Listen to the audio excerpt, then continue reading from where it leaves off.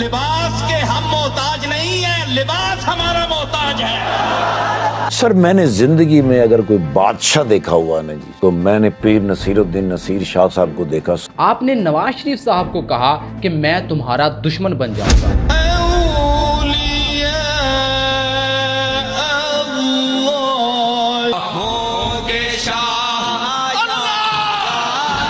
नुसरत फतेह अली खान साहब ने कहा कि जब पीर नसीरुद्दीन नसीर साहब मेरे सामने बैठे होते हैं तो मुझे कवाली करते हुए डर लगता है।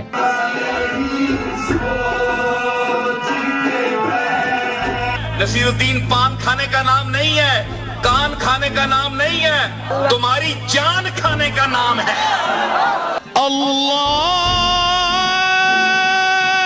पीर नसीरुद्दीन नसीर साहब ने कहा कि या अल्लाह मैं इतना दुखी हूँ कि तू मुझे मौत दे दे। मुझे तो ये भी खतरा जहर दे के ना मार दिया हो, क्योंकि वो बड़ी चिपली दुनिया से गए हैं।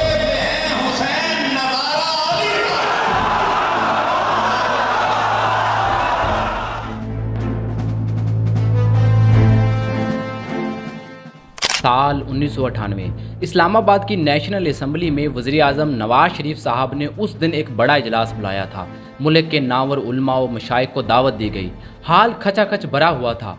एक एक करके सब उलमा अपनी बात रखते गए और हर कोई वज़ीर आज़म की तारीफ़ करता कि वो ये अहम कदम उठा रहे हैं। लेकिन कहानी में असल मोड़ उस वक्त आया जब बारी आई पीर नसीरुद्दीन नसीर साहब की। जैसे ही पीर नसीरुद्दीन नसीर साहब माइक पर आए, माहौल ही बदल गया। उन्होंने बड़े सुकून मगर जुर्रतमंदाना अंदाज में कहा, मैंने भी वज़ीर आज़म साहब की बात सुनी है, मैं उनकी नीयत की तारीफ़ करता हूँ, क्योंकि जो दीन की बात करे हम उसकी नीयत पर शक क्यों करें, हमारे पास क्या दलील है कि उसकी नीयत दुरुस्त नहीं। उन्होंने फ़ौरन ये भी वजाहत कर दी कि ये कोई खुशामद नहीं है, ना मैं खुशामद करने का आदी हूँ। नवाज शरीफ साहब की खुशामद नहीं है, खुशामद करने का मैं आदी भी नहीं हूँ। हमारे यहाँ खुशामद नहीं होती। फिर उन्होंने एक ऐसी बात कह डाली जिसने सबको हैरान कर दिया। उन्होंने कहा, मैं नवाज शरीफ साहब की हमायत इसलिए करता हूँ क्योंकि ये इस वक्त अल्लाह और उसके रसूल के हवाले से बात कर रहे हैं, लेकिन जिस दिन खुदा ना करे ये अल्लाह और उसके रसूल का साथ छोड़ देंगे, उस दिन सबसे पहले उनका दुश्मन मैं खुद हूँगा। पूरे ऐवान में जैसे खामोशी छा गई। सब हैरान रह गए। कोई सोच भी नहीं सकता था कि नेशनल असम्बली के बीचों बीच कोई वक्त के वज़ीर आज़म को ये बात कह सकता है। लेकिन ये नसीरुद्दीन नसीर साहब थे, एक शेर दिल, एक दिलेर दादा का पोता। हमें इनकी हिमायत इसलिए चाहिए कि ये अल्लाह और उसके रसूल की हिमायत कर रहे हैं, और जिस दिन खुदा न खास्ता इन्होंने हिमायत न की तो सबसे पहले हम इनके दुश्मन होंगे। कहा जाता है कि बाद में पीर साहब को वजारत की पेशकश भी की गई, लेकिन आपने इनकार कर दिया था। आपने कहा, मैं वजीर नहीं बनूंगा, हम दिलों के बादशाह हैं। तुम बादशाह को वजीर बनाना चाहते हो, वजीर तो हमारे दरवाजे पर बैठे रहते हैं, हम जब चाहें दरवाजा खोलते हैं। मामी आख्या ने तू भी वजीर बन, मैं आख्या बस मेहरबानी, असी बूआ मर्जी नाल खोलने आ, वजीर बाहर बैठे रहने। असी अपने दिल दे तख्त उत्ते बादशाह हां, जिसले मर्जी ये उठने हैं, जिसे मर्जी ये मिलने हैं। पीर सैयद नसीरुद्दीन नसीर साहब की पैदाइश 14 नवंबर 1949 को गोलड़ा शरीफ में हुई। वही गोलड़ा शरीफ जो सदियों से इल्म और इरफान का मरकज़ है। यहाँ के बानी और सबसे बड़े रूहानी पेशवा पीर मेहर अली शाह थे, जो बरसगीर के अजीम सूफ़ी, मुहद्दिस और कादियानियत के खिलाफ इल्मी जहाद करने वाले मुजाहिद इस्लाम थे। उनके दरबार से लाखों लोगों ने ईमान, मोहब्बत और सुकून पाया। पीर नसीर के दादा, जिन्हें लोग मोहब्बत से बापूजी कहते थे, गोलड़ा शरीफ की खानका के रूहानी महवर थे। वो हर आने वाले को इज़्ज़त देते और लोगों की दिलजोई करते। आपके वालिद पीर सैयद गुलाम मुहियुद्दीन गोलड़ा शरीफ के सजादा नशीन थे। आपके दादा ने आपका नाम गुलाम नसीरुद्दीन रखा, जो दहली के मशहूर सूफी बुजुर्ग हजरत नसीरुद्दीन चिराग दहलवी की याद में था। इस तरह आपके नाम में गोलड़ा शरीफ की रोशनी और दहली के चिराग की चमक दोनों जमा हो गई। बाचरख रसीदस्त दमागे दहली पुरशुद्ज़े शराबे उ अयागे दहली मन बंदाए हजरत नसीरुद्दीनम अफरोख्ता पीर मन चरागे दहली। आप सैयद घराने के चश्मो चिराग थे और आपका शजरा नसब हज़रत अली से होता हुआ सिलसिला कादरिया के ज़रिए बराह रास्त हज़रत शेख अब्दुल कादर जैलानी तक पहुँचता है। पीर नसीरुद्दीन नसीर साहब ने जब आँख खोली तो गोलड़ा शरीफ की नूरानी फ़िज़ा में खुद को पाया। चारों तरफ ज़िक्र व अज़कार की महफिलें, कवालियों की मदम सदाएं और बुजुर्गों का कलाम गूंजता रहता। सुबह फजर की अजान से दिन का आगाज़ होता और शाम को सूफियाना नातो कवाली दिलों को गरमा देती। बचपन ही से वो उल्मा और सूफिया की सोहबत में रहे। वालिद की शफकत, दादा की रहनुमाई और परदादा पीर मेहर अली शाह की रूहानी विरासत ने उनके दिल में इश्क रसूल और दीन की मोहब्बत को गहरा कर दिया। यूं उनका बचपन मोहब्बत, अदब और ईमान के साए में गुजरा। पीर नसीरुद्दीन नसीर साहब ने बाकायदा किसी स्कूल या कॉलेज से तालीम हासिल नहीं की, बल्कि अपने घर ही से तालीम का आगाज़ किया। उनके दादा गुलाम पीर महियुद्दीन, जिनको बापूजी भी कहा जाता है, उन्होंने उनकी तरबियत की बुनियाद रखी। बापूजी ने उन्हें कुरान, हदीस, अरबी, फारसी और सूफिया के कलाम से रोशनास कराया। वो कहते थे, मैं तुम्हें अंग्रेज़ी भी पढ़ा सकता था, लेकिन मैंने नहीं पढ़ाई, क्योंकि हमारी इज्जत कुरान और सुन्नत की तालीम में है। एक वक्त आएगा जब दुनिया तुम्हारे पीछे दौड़ेगी और जदीद तालीम याफ्ता लोग तुम्हारी बातें सुनने को बेताब होंगे। उनके उस्ताद मौलाना फ़तेह मोहम्मद, जो हज़रत पीर मेहर अली शाह के मुरीद थे, ने उन्हें अरबी, फ़ारसी, दरस नज़ामी के तमाम उलूम सिखाए, जिनमें मंतक, मुआयनी और फ़लसफ़ा वगैरह शामिल हैं। मुफ्ती मौलाना फैज़ अहमद से हदीस पढ़ी और दौरे हदीस की तकमील की। आपने कारी महबूब अली साहब लखनवी से फ़न किरत सीखा। आप 8 लहजों में कुरान पाक की तिलावत करते और ऐसी तिलावत करते कि सारे के सारे सुनते रह जाते।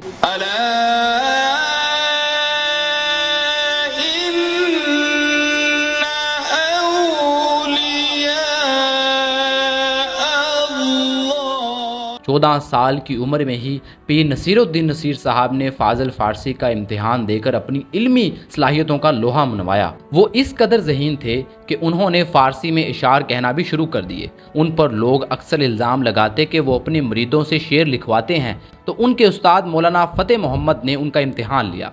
उन्होंने उन्हें एक मिसरा दिया और कहा, अगर तुम वाकई शायर हो तो इस पर 1 घंटे में शेर कहो।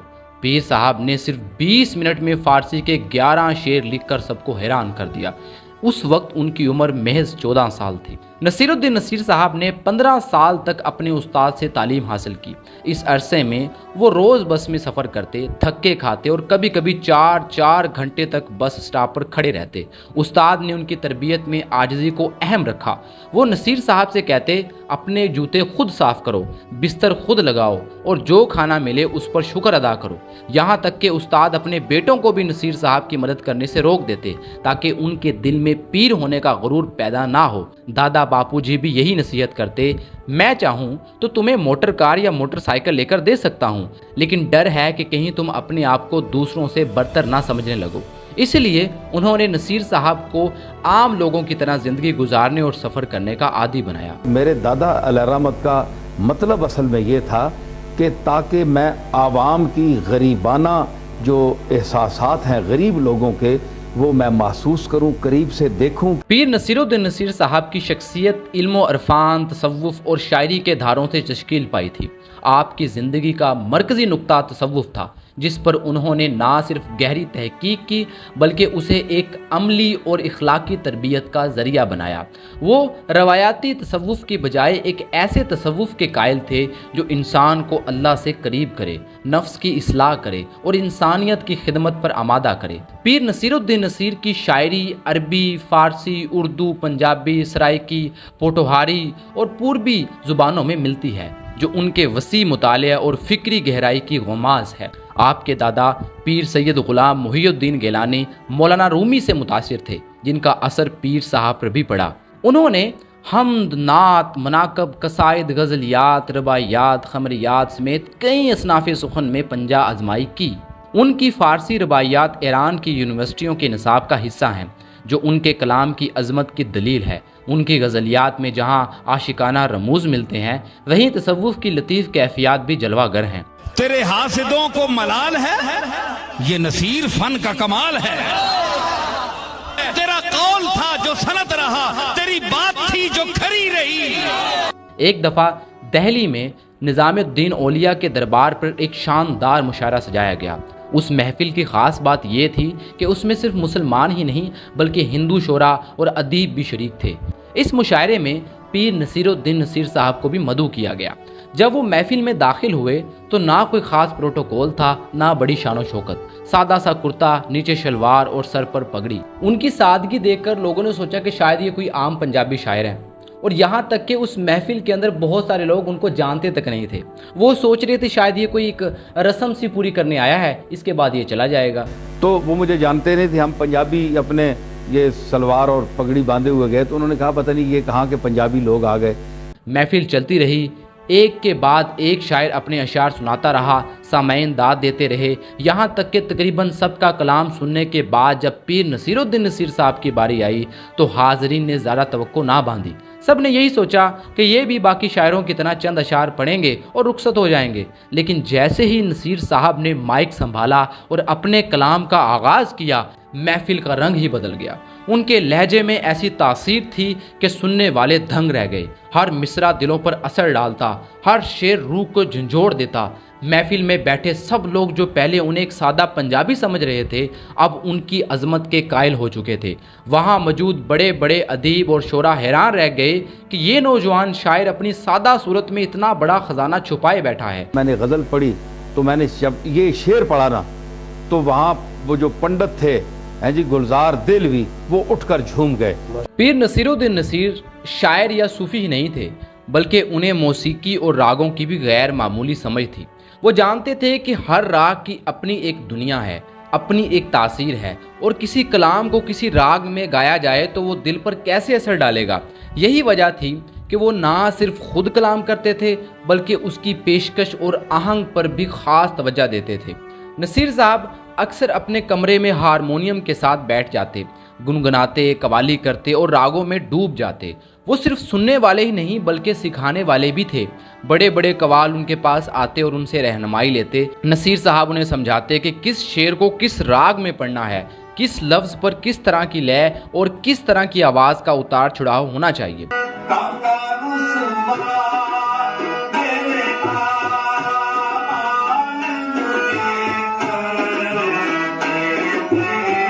इसी दौरान एक दिन नुसरत फ़तेह अली खान साहब जैसे अजीम कवाल नसीर साहब की खिदमत में हाजिर हुए। नुसरत साहब ने उनके कलाम, उनके अंदाज़े करम, उन पे ये आना दिल का अपनी आवाज़ में सुनाया।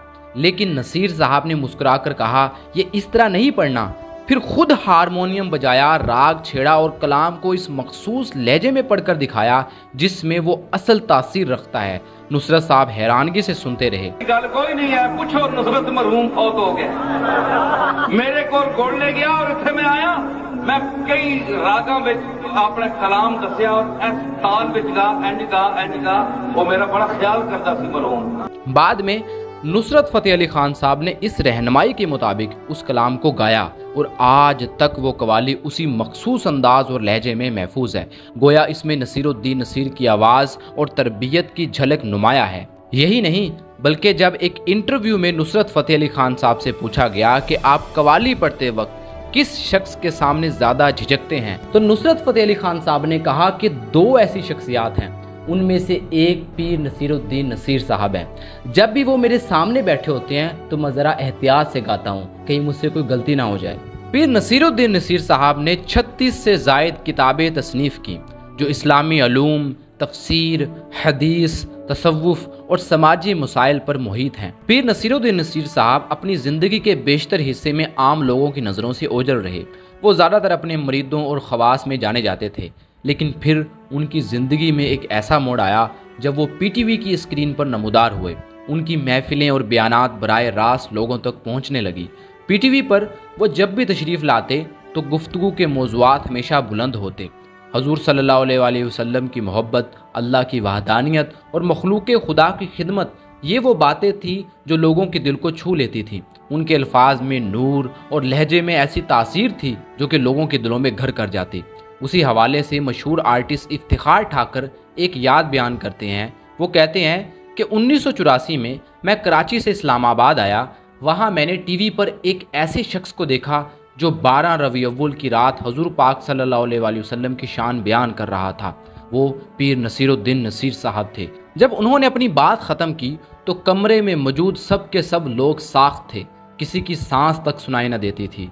मैंने हैरान होकर देखा तो सब के सब रो रहे थे। उस लम्हे मैंने दिल में तय कर लिया कि मुझे उनसे ज़रूर मिलना है। इफ्तिखार ठाकर कहते हैं कि जब वो गोलड़ा शरीफ पहुँचे वहां लोगों की लंबी लंबी लाइन लगी हुई थी। उस दौरान एक शख्स ने जाकर पीर नसीरुद्दीन नसीर साहब को बताया कि ठाकर साहब आए हुए हैं। पीर साहब ने फौरन इशारा किया, बाकी सब लोग कल आ जाएं, और खुद चलकर इफ्तिखार ठाकर की तरफ बढ़े। ठाकर साहब उस लम्हे को याद करते हुए कहते हैं, सर मैंने जिंदगी में अगर कोई बादशाह देखा हुआ ना जी सही, तो मैंने पीर नसीरुद्दीन नसीर शाह साहब को देखा। सफेद लाचा, सफेद कुर्ता, सफेद पगड़ी। पीर साहब करीब आए और मोहब्बत भरे लहजे में कहा, ठाकुर तुम मेरा फोन क्यों नहीं उठाते? ठाकुर साहब ने झिझक कर अर्ज किया, सर मेरी क्या मजाल है कि मैं आपका फोन ना उठाऊं। असल में मेरे फोन का निजाम ही अक्सर खराब रहता है, कभी कॉल आती है कभी नहीं आती। ये वो वक्त था जब ठाकर साहब टायर पंचर की दुकान के ऊपर काम करते थे, जबकि नसीरुद्दीन नसीर साहब का अपना एक पेट्रोल पंप था, जहां पर एक ऐसी मशीन थी जो खुद ब खुद टायरों को खोलती थी। तो ठाकर साहब ने नसीर साहब से अर्ज किया, हजूर हमारे पास तो टायर खोलने की मशीन भी नहीं है, हम हाथों से ही मेहनत करते हैं, हमें भी एक मशीन मंगवा दें। फिर पीर साहब ने बात सुनकर किसी को हुक्म दिया कि ये मशीन मंगवाई जाए। कुछ अरसे बाद जब ठाकर साहब दोबारा मिले और पीर साहब ने पूछा, ठाकर मशीन आ गई? तो उन्होंने जवाब दिया, जी नहीं, लेकिन अल्लाह से उम्मीद है कि आ जाएगी।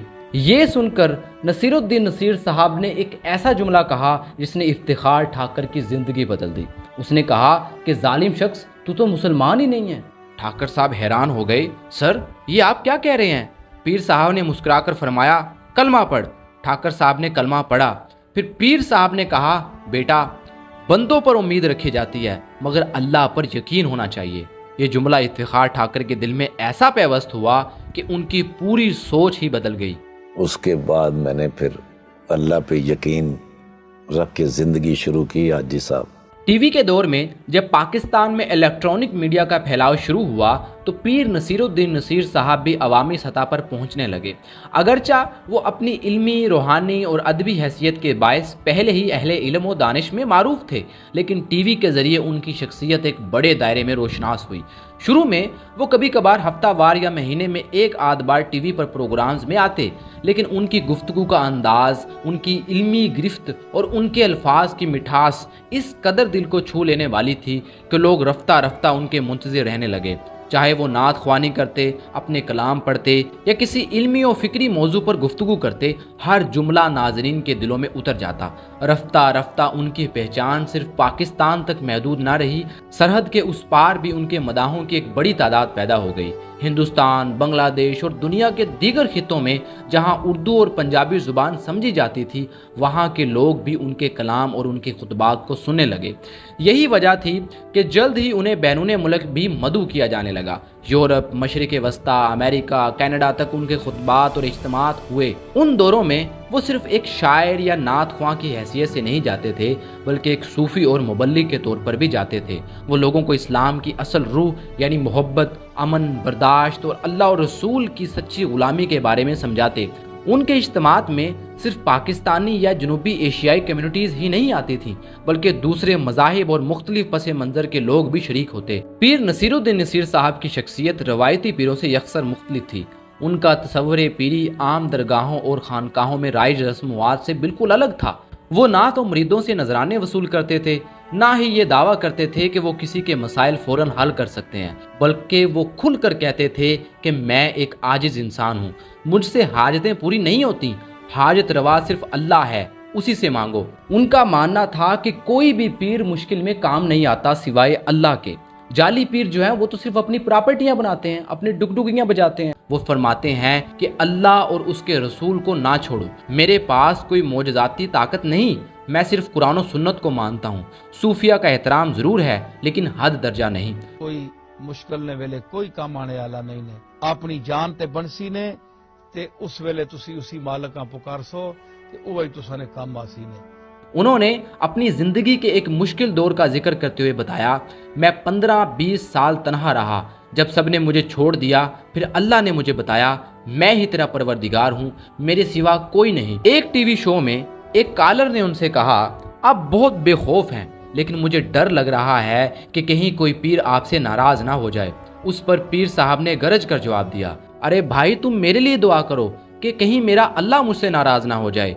जो पीर फराडिये हैं वो तो नाराज होंगे ही, लेकिन असल पीर खुश होंगे क्योंकि वो जानते हैं कि देने वाला सिर्फ अल्लाह है।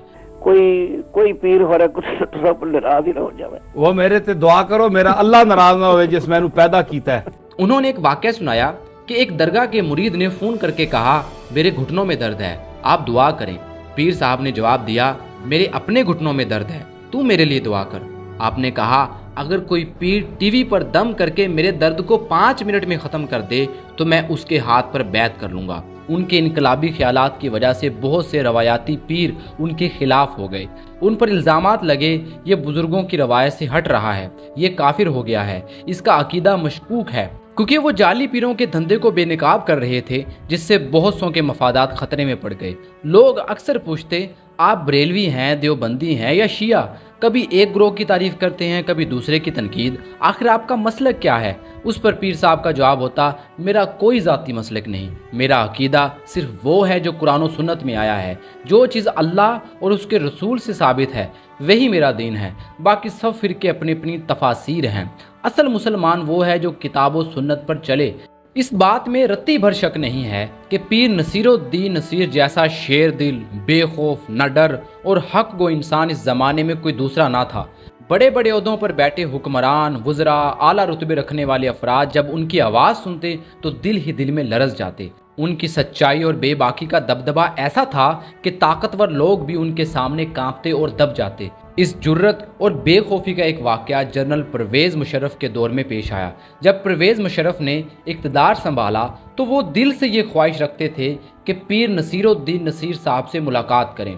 उन्होंने एक मरतबा अपना ख़ास वफ्द पीर साहब के पास भेजा और ईवान सदर में मुलाकात की ख्वाहिश का पैगाम पहुंचाया, लेकिन पीर नसीरुद्दीन नसीर साहब ने उस वफ्द को वही जवाब दे दिया जो उनकी तबीयत की शान थी। फरमाया दुनियादारी की महफिल में मेरा क्या काम, आप जाकर जनरल साहब को बता दें कि मुझसे चापलूसी नहीं होती, मेरी कड़वी सच्चाइयाँ अक्सर लोगों को हजम नहीं होती।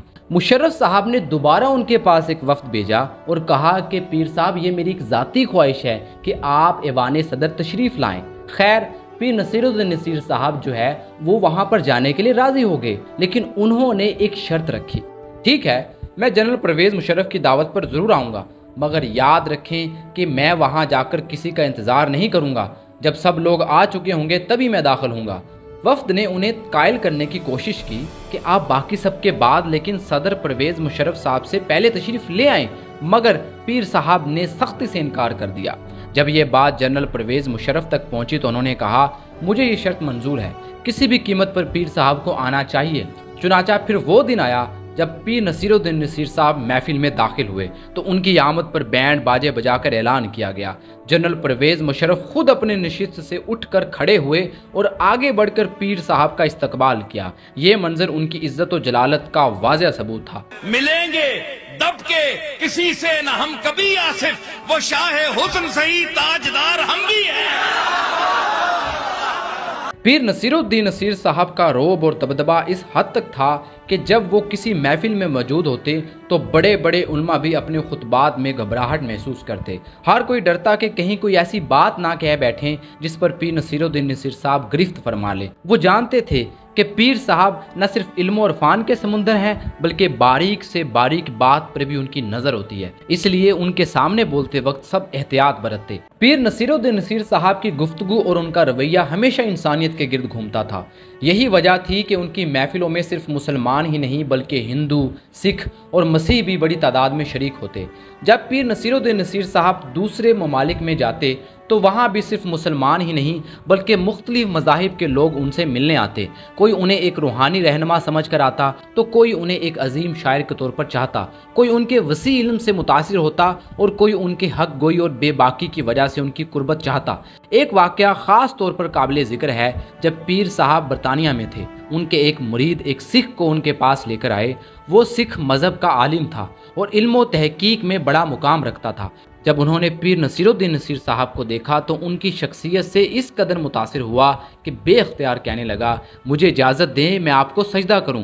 पीर साहब ने बड़ी नरमी और वजाहत से जवाब दिया हमारे मज़हब में सजदे की इजाज़त नहीं, ये अमल सिर्फ अल्लाह के लिए मखसूस है। सिख आलम फ़ौरन बोला अभी तो मैं काफिर हूँ इसलिए मुझ पर शरीयत का हुक्म लागू नहीं होता, لیکن مجھے یقین ہے کہ کچھ دیر بعد میں مسلمان ہو جاؤں گا، اور جب میں مسلمان ہو جاؤں گا تو پھر واقعی مجھ پر سجدہ منع ہو جائے گا، اس لیے اب مجھے اجازت دے دیجئے کہ میں آپ کے سامنے سجدہ کر سکوں۔ پیر نصیر الدین نصیر صاحب کی شخصیت جو تھی وہ محض ایک روحانی رہنما تک محدود نہیں تھی، بلکہ وہ اپنے گھر کے اندر ایک اچھے اور مثالی باپ اور سرپرست بھی تھے۔ وہ اپنے بیٹوں اور اہل خانہ کے ساتھ شفقت کے ساتھ پیش آتے تھے اور ان سے محبت کرتے تھے۔ وہ نہ صرف اپنی اولاد سے بے پناہ پیار کرتے تھے بلکہ ان کی تربیت پر بھی خاص توجہ دیتے تھے تاکہ وہ نہ صرف اخلاقی بلندیوں کو چھوئیں بلکہ عملی زندگی میں بھی باوقار اور مستحکم کردار ادا کر سکیں۔ ان کے صاحبزادے پیر غلام نظام الدین جامی ایک مرتبہ اپنے والد کے کمرے میں داخل ہوئے۔ پیر صاحب اس وقت کچھ تحریر فرما رہے تھے۔ بیٹے نے بے تکلفی سے اندر آ کر بیٹھتے ہی اپنی بات شروع کر دی۔ اچانک پیر صاحب نے تحریر روک دی، مسکرائے اور بیٹے کی طرف متوجہ ہو گئے۔ بات چیت کے دوران صاحبزادے نے کہا، آپ کا یہ کمرہ آپ کے سوا کسی اور کا منتظر نہیں نظر آتا، نہ ہی اس میں کوئی نظم و ضبط ہے۔ اگر کوئی یہاں آئے تو اسے لگے گا جیسے یہ کوئی بکھرا ہوا خیمہ ہے۔ اگر آپ اجازت دیں تو میں اسے صاف کر دوں۔ میرے کمرے میں ہر چیز اپنی جگہ پر ہوتی ہے، اضافی چیزیں بھی منظم ہوتی ہیں۔ یہ سن کر پیر صاحب مسکرائے اور فرمایا، بیٹا بات یہ ہے کہ جب کوئی میرے کمرے میں آتا ہے تو اسے میرے سوا کچھ نظر ہی نہیں آتا۔ وہ میرے اندر اتنا کچھ دیکھ لیتا ہے کہ اس کا دھیان کمرے کی طرف جاتا ہی نہیں۔ لیکن تم لوگوں کے اندر کچھ نہیں ہے، اس لیے تمہیں اپنے کمرے کو سجانے کی ضرورت پڑتی ہے اور لوگ آپ کی بیرونی چیزوں کی طرف متوجہ ہوتے ہیں۔ لباس کے ہم محتاج نہیں ہیں، لباس ہمارا محتاج ہے۔ پیر نصیر الدین نصیر صاحب کی زندگی کے آخری ایام میں ایک انتہائی پاکیزہ اور روح پرور خواہش تھی جو ان کے عشق رسول اور عشق الہی کی گہرائی کو ظاہر کرتی ہے۔ وہ فرمایا کرتے تھے، جب میری وفات ہو اور مجھے غسل دیا جائے تو میرے غسل کے بعد میرے چہرے پر مدینے کی مٹی ملنا، اگر گھر میں مدینے کی مٹی نہ ملے تو محلے میں کسی عاشق رسول کے گھر سے مانگ کر لانا اور میرے منہ پر مٹی ضرور ملنا۔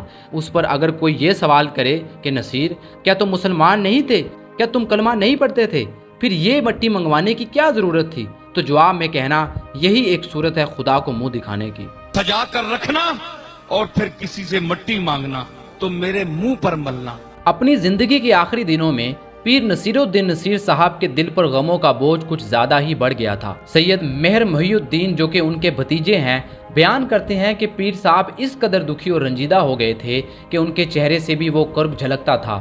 کچھ لوگوں نے انہیں ستایا، ان کے دل کو دکھ پہنچایا اور یہی بات انہیں اندر ہی اندر تڑپاتی رہی۔ وہ بتاتے ہیں کہ ایک رات انہوں نے اپنے تمام عزیز و اقارب کو اپنے پاس بلایا، گھر میں دسترخوان بچھایا گیا، کھانے کا انتظام ہوا، وہ سب کے ساتھ بیٹھے، نرمی اور شفقت سے باتیں کی۔ اس موقع پر انہوں نے ایک نہایت ہی معنی خیز بات کہی۔ فرمایا، اگر مجھ سے کوئی خطا سرزد ہو جائے، کوئی غلطی ہو جائے تو تم لوگ پیٹھ پیچھے بات نہ کیا کرو بلکہ میرے سامنے آ کر بات کر کے دل صاف کر لیا کرو۔